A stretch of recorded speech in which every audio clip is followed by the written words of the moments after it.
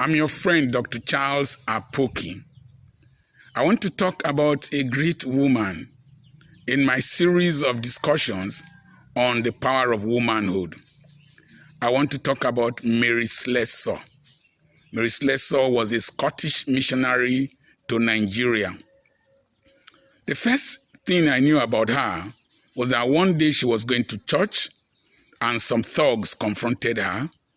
One of them was swinging a rod towards her face, and she did not flinch, she did not fight.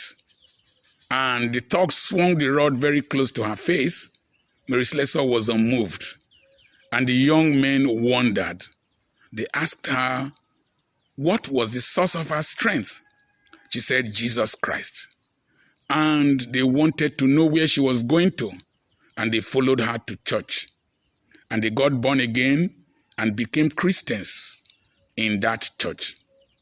Mary Slessor heard about the death of David Livingstone, and she wanted to continue in that line, doing missionary work.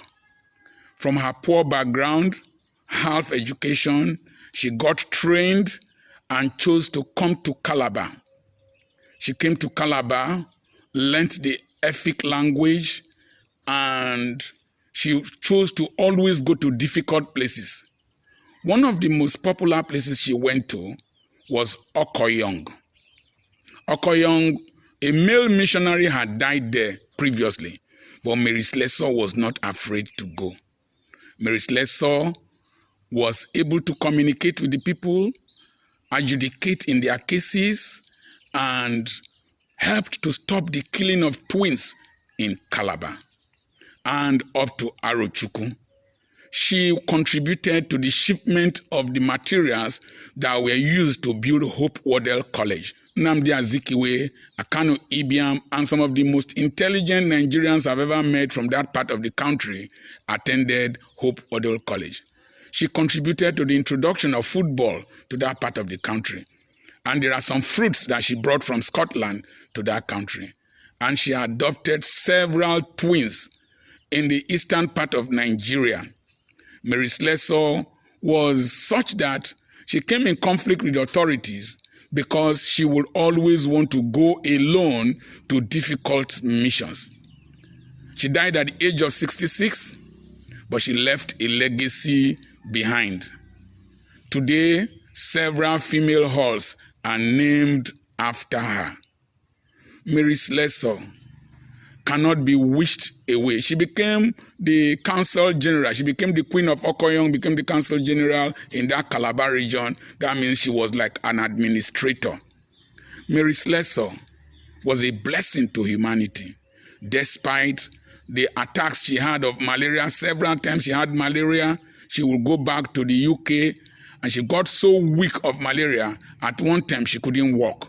They had to carry her with a cart to go and do her missionary work. She died at 66. She had no child of her own. She had no husband.